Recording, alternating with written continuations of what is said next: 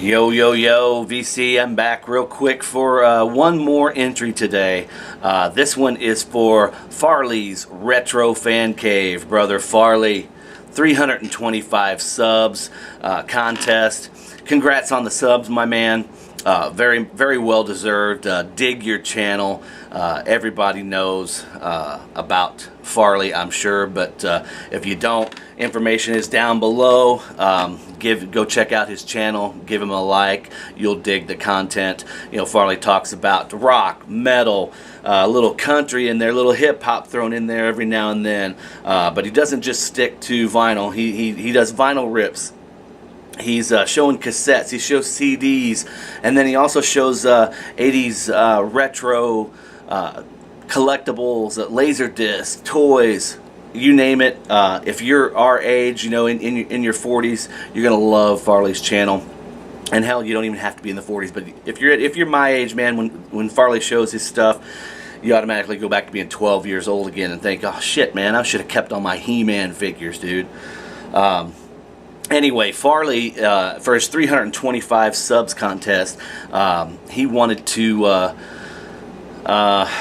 us to answer 3 or 4 or 30 or 40 questions. I don't know. He's always got a bunch of questions on his contest thing. So anytime I see Farley's doing a contest, I get excited, but then I fucking hate it at the same time because I know it's going to be a diary. You're going to have to write out a book to answer it, but it's fun. You know, he really does. They're thought-provoking contests with Farley, so I got to give you that, dude. Anyway, first part of it is you're in the UFC or a boxer or say WWE or whatever. You know, if you're a real hillbilly redneck, you know, just say it's your WWE. To me, it will always be WWF. But anyway, UFC walk-up song. What would if you're gonna make it in the UFC or whatever, what would your walk-up song be? And mine, just hands down, it came to me like that.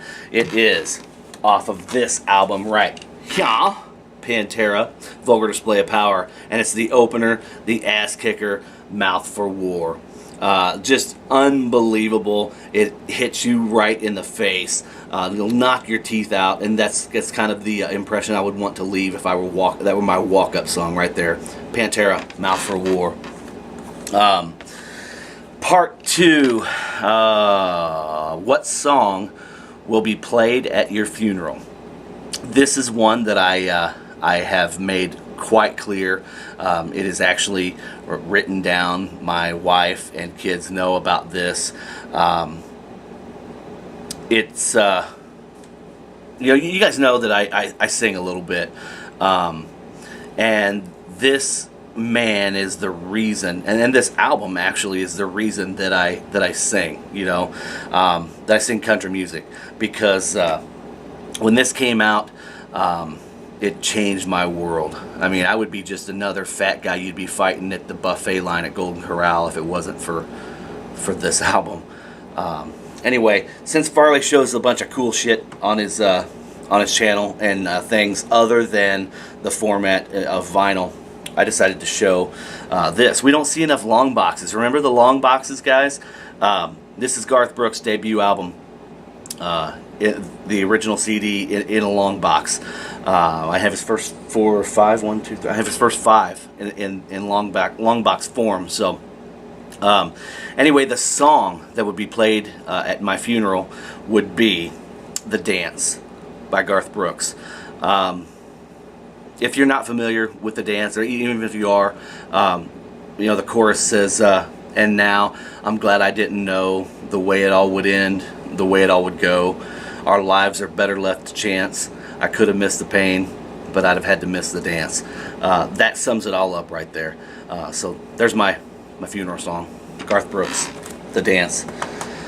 Part 3, going back to school.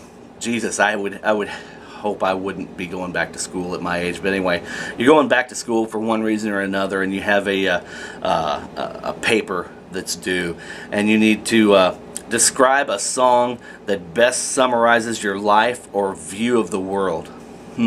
This one This one I had to really think about, and I finally settled on one just because I don't take things too seriously. Life's too short to be too serious about things. I mean, there's a time for serious. I get it, but you just have to appreciate what you have, through the good times and the bad, and just make the best of any situation. So, with that being said, I chose Don Williams. Lord, I hope this day is good.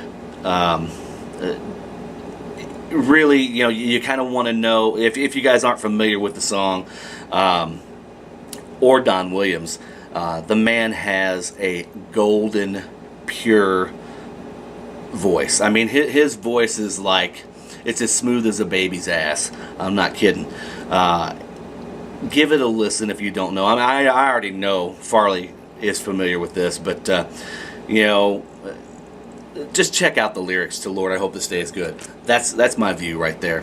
Thank you for that question, Farley. That's a good one. And then I think the bonus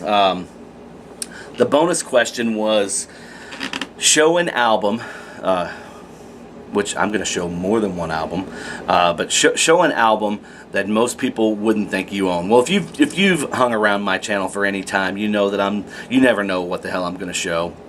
And I hope you guys dig that. I just don't want to stick to just country, I don't want to stick to just metal or 80s rock.